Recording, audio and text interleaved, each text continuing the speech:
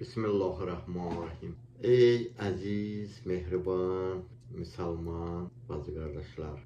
Eğer bizler her birimiz istiyorsa doğulan, samimi kalben beşte gidek. Ruslar demişken 60'ı istiyorsa beş ehlinden olay. Onda bilmeliyiz bizlere ne lazımdır, ne etmeliyiz, nelere malik olmalıyız, hansı hususiyetlere malik olmalıyız ki beşte gedək. Əzizlərim, insanın beşte getməyi üçün bir xüsusiyyət olmalıdır Allah'tan, bir xüsusiyyət olmalıdır Peyğəmbərdən, bir xüsusiyyət olmalıdır imamdan, bir xüsusiyyət olmalıdır Allah'tan deyəndə hansı xüsusiyyətdir o? Biz ki Allah'ın adlarını sayırıq, o mübarək adlar. Rəhmandır, Rəhimdir, Adildir, Qadirdir, Əzizdir, Əzimdir, Əladır, Həkimdir, Hakimdir. Bu adların içində bir ad da deyirik, Sattardır.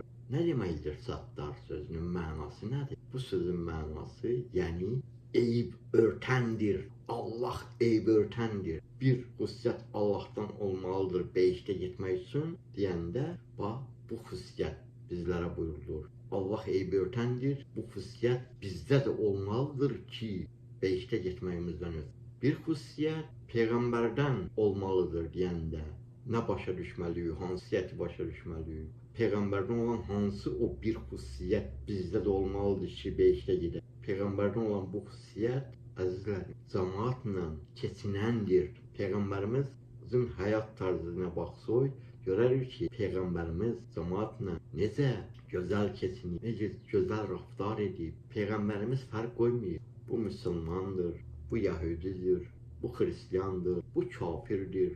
Zaman cəmaatla gözəl keçinib. Fərq qoymayıb, bu kasıbdır, bu varlıdır. Peyğəmbərdə olan bir xüsusiyyət də Peyğəmbərdən olmalıdır. Bu xüsusiyyət bizlərdə də olmalıdır. Beşte getməyimizdən ötürü cəmaatla çinməyi bacarmalıyıq. Buna malik olmalıyıq. Bir xüsusiyyət də imamdandır deyəndə, o hansı imamdan olan xüsusiyyətə biz malik olmalıyıq? O hansı xüsusiyyətdir? Əzizlərim, imamlar çətinlikdə səbr edəndir. İmamda olan bu xüsusiyyət bizdə də olmalı. Beşte getməyimizdən ötürü.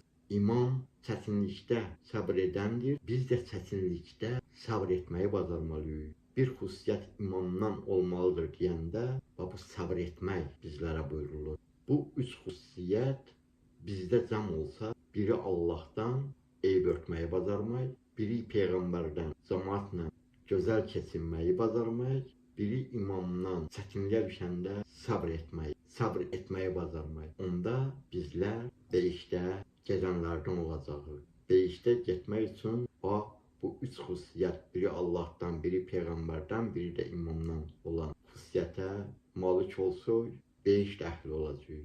Allah hər birimizi beşdə əhlindən qərar versin inşallah. Assalamu aleykum və rəhmətullahi və bərəkatuh.